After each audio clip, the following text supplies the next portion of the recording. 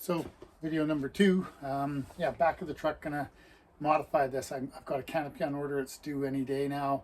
It's got the carpeted interior, and ordered the carpeted bed liner so I can some warmth and some sound insulation and some coziness there, just to start right out of the gate.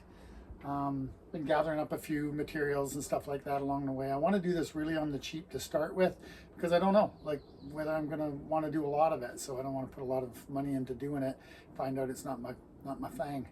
So yeah, the first thing that's going to happen is the tonneau cover will have to come off. I've looked at a few YouTubers and who explain how to do that. It looks pretty simple. There's like 3 or 4 screws across the top that disconnect that part that's folded up, and off it comes. And then these rails along the side here and here, they've been lowered to accommodate the tonneau cover. So looks like just a bracket that lowered it. So those are 1, 2, 3, 4, 5 screws out there, and then just lifted up and same screws back into those original holes.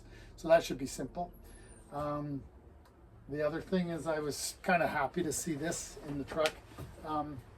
It's got a nice flat little ledge right along there, and I'm gonna make a bed that goes out to about here.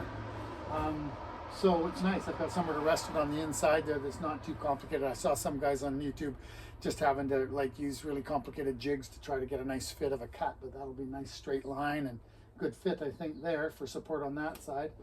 And then on this side, I was having one of those middle of the night brainstorms, because I saw the brackets and the frames that people were building for their bed, and a lot of posts down and things like that, and I want to keep it as open as possible underneath to put stuff. So I got an idea for this angle iron. I'll get like a 2x2 inch angle iron. It's steel, sturdy. It's going to be able to span that distance, 6 foot, without a lot of support, I think. So and then I've got some bins here that I'll just repurpose. They're 6 inches high and just under 3 feet long and 17 inches deep or something. So they'll fit under there just nice. And then on the other side, I'm gonna at some point, maybe this year, maybe, I'm not sure, but I want to build some shelving out. But I think the first thing is pack some stuff, like some coolers and, you know, like a cooler and a stove and a few things, and just get a sense of what kind of space they're going to need. I'm going to go all electric. I don't want to have any gas, anything, and I've looked at some nice power banks and things like that. So again, I don't want to make that investment until I know if that's my only problem, is I just don't have enough power. Then, but I love doing it otherwise. Then Bob's your uncle. Might as well buy the power supply.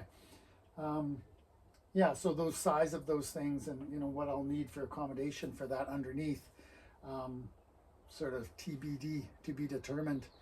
But I like that there's that shelf there again, and hopefully that, I think that's 10 inches off the shelf in underneath, so maybe that'll be the right amount of space for the power units and things like that.